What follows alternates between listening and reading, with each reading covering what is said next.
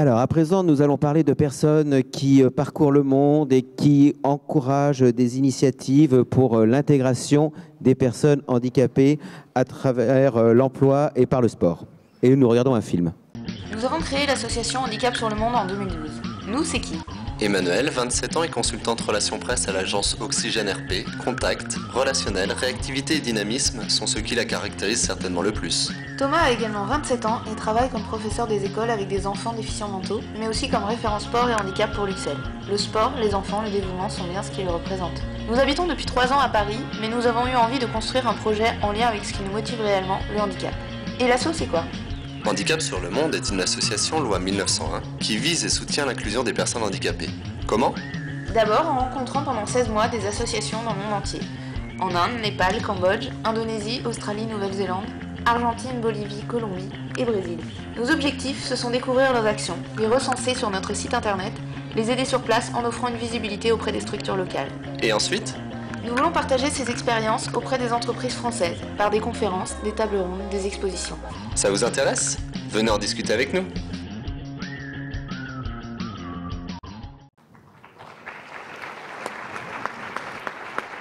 Donc ils ont créé l'association Handicap sur le Monde. Je vais appeler Thomas Enfin et Emmanuel Touzard, qui doivent être là. Et puis je vais appeler également Emmanuel Perret de la Être Handicap Information à nous rejoindre, ainsi que Monsieur Patrick Goé. Ça fait du monde. Bonsoir Patrick.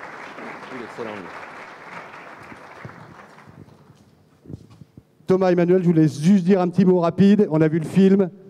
Prochain projet? Prochains projets, ils sont nombreux. D'abord, raconter un petit peu ce qu'on a pu vivre au cours de cette aventure assez extraordinaire. On n'est pas passé en Afrique, donc pourquoi pas aussi mener un projet Afrique, en se posant là encore la question de savoir si c'est nous qui allons partir ou d'autres personnes. Donc, avis aux candidatures. Et on vous invite à aller voir sur notre site ceux qui veulent en savoir un petit peu plus. Voilà, et je voudrais juste ajouter qu'on est parti toute l'année dernière à travers une dizaine de pays, comme on le présentait.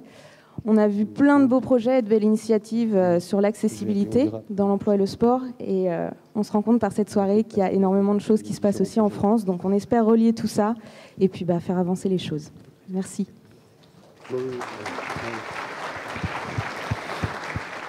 Un partenaire depuis le début de ce trophée emploi, Emmanuel Perret, très vite. Oui, bonjour à tous. Je suis très heureux d'être partenaire de ce prix emploi et accessibilité. C'est vrai que nous, au magazine Être, les journalistes traitent cette question de l'emploi dans des rubriques et de l'accessibilité, mais le prix permet de les associer étroitement et surtout de prendre en compte l'accessibilité dans sa globalité. Patrick, je vais vous laisser présenter les 4 nommés. Je vais demander également à Bruce Rock de venir. Merci. Alors, les 4 nommés sont AFB France, Association Arpège, Bulle Trélazé et la communauté de communes Bastide de Lomagne.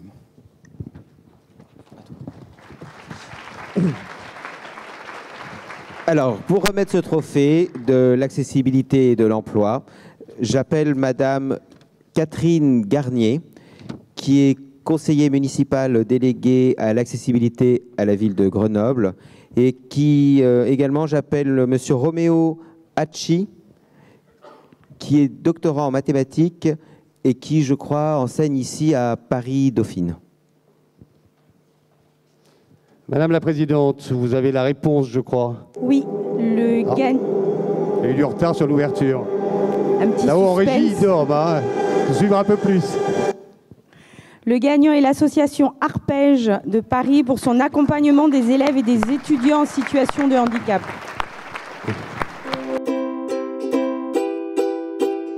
Le chemin vers l'emploi est long et semé d'embûches, nous le savons. Toutes les rencontres et actions que nous proposons aux jeunes sont les bornes qui balisent ce chemin. Autant de moyens pour qu'ils trouvent de l'inspiration et de la force, afin de ne pas se perdre en route. Favoriser et développer la formation et la qualification des élèves et étudiants handicapés aujourd'hui, c'est leur donner la carte et la boussole qui leur permettront de trouver leur propre voie vers l'emploi demain. Alors je vais appeler également, vous allez être 3 à remettre ce prix, parce qu'on a une contrainte horaire, on a pris un peu de retard. Je vais appeler Gérald Daon, qui est humoriste et imitateur, s'il pouvait venir nous rejoindre. Merci, bonsoir. Merci. Ah, j'ai volé un micro, je crois. Voilà. Je vous ai pris le... Ah, voilà. Tac. Alors, juste, je crois que ce prix a été très dur à remettre. Le jury s'est réuni à midi au déjeuner, et je crois que ça a été particulièrement difficile au vu des 4 dossiers. Les 4 dossiers se tenaient quand même dans un mouchoir de poche, il faut le dire. Mais il faut faire des choix. Et je laisse Emmanuel expliquer pourquoi on a fait ce choix. Merci. En fait, on avait 4 dossiers avec des statuts très différents. On avait une entreprise solidaire, une entreprise qui développe un accord handicap depuis des années, une association et une commune.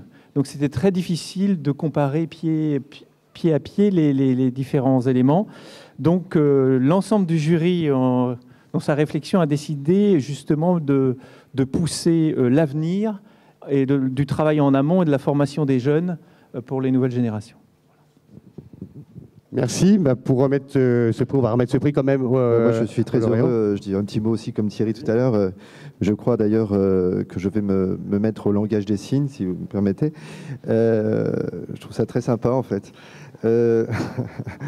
Et puis, forcément, j'ai une pensée émue pour tous ceux qui sont handicapés, mais qui ne le savent pas.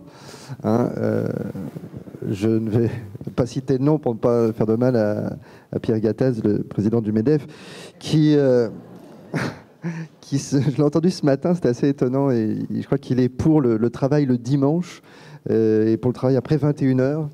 Vous allez voir que bientôt, il va être pour le travail des aveugles la nuit, sous prétexte qu'il ne voit pas la différence. Tel qu'il est, je crois qu'il est bien parti pour ça. J'ai une pensée aussi pour les chercheurs. Il y a des chercheurs d'ailleurs qu'on recherche en ce moment, parce qu'il y a une étude qui est très alarmante, hein, qui est parue il y a 2 jours, à propos de la relation directe qu'il y aurait vraisemblablement donc, entre les tumeurs du cerveau et l'utilisation excessive du téléphone portable. Donc évidemment, tous les journalistes sont allés essayer de rencontrer ces chercheurs dès que l'étude est parue, et des journalistes du monde entier, et donc ces 2 chercheurs sont désormais injoignables. Ils ont manifestement coupé leur portable, en fait. Donc, voilà, j'aimerais avoir une pensée pour tout cela. Et évidemment, vous remercier de m'avoir choisi pour remettre ce prix. Ça fait, moi, très longtemps que je suis évidemment engagé dans plein de choses, et notamment dans le milieu associatif, notamment aux côtés du Téléthon, tout ça. Donc, je sais que tout ça ne sert pas à rien, que tout cet argent va bien quelque part, que tous ces prix sont importants, et que votre mobilisation est vraiment, je dirais, force le respect. Voilà. Merci. Madame Catherine Garnier, tout de suite, l'ARPGE, ils sont là. L'ARPGE, ils sont là. L'ARPGE, vous êtes ici, c'est vous qui les représentez. Ah ben voilà. Christine Garnier, oui, conseillère municipale de conseillère municipale de Grenoble. Ah, voilà l'ARPGE. Voilà le lauréat, on vous attendait, je vous cherchais, c'est pour ça. J'en profite pour dire un petit mot, si vous le permettez, pour vous dire que la nouvelle municipalité de Grenoble, comme vous le savez, est un petit peu originale.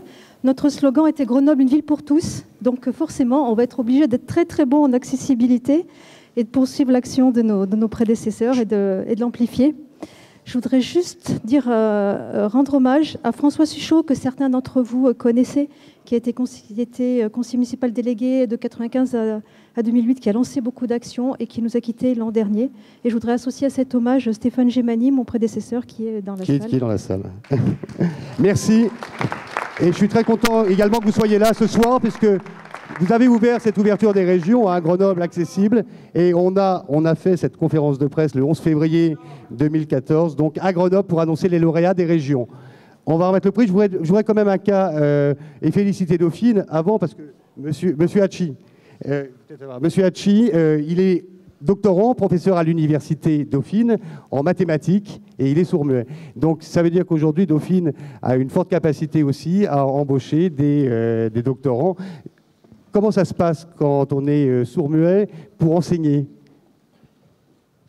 Ça va être compliqué. Ben, il y a un interprète qui est là, donc c'est l'avantage. Donc je vais pouvoir signer et je serai traduit en langue des signes.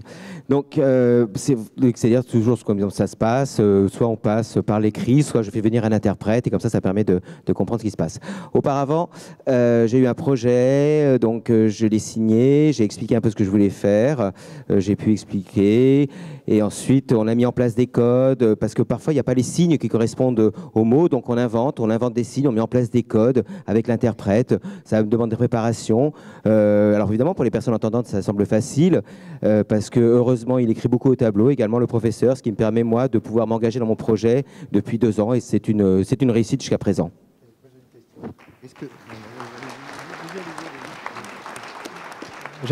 J'avais une question également du coup à poser. Est-ce que oui voilà, est-ce que vous connaissez la signification du coup en langage des signes de ce geste-là que tout le monde connaît maintenant? Est-ce que ça a une signification? Non, ouais, c'est vraiment du langage de sourds. Quoi, non, hein, je sais pas, je ne sais pas. Merci. Donc je vous laisse remettre ce trophée. Oh punaise, je l'ai pas vu arriver lui. Voilà. Alors, ils sont nombreux hein, pour le remettre avec Madame Gaillet. Ouais, Madame Garnier. on remet en plusieurs. Voilà, prends le micro. Je vous laisse avancer. Et puis Roméo, tu viens aussi. Voilà. Monsieur de l'Arpège, c'est ici, voilà. Voilà.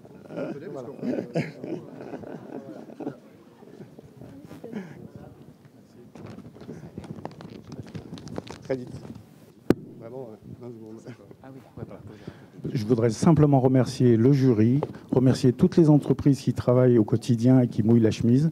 Je voudrais remercier surtout l'équipe qui est ici présente et féliciter tous les jeunes qu'on accompagne tous les jours pour le cran, le courage qu'ils ont de venir confronter les collaborateurs des entreprises et d'accepter des expériences qui les font mûrir. Voilà. Merci à vous tous. Merci.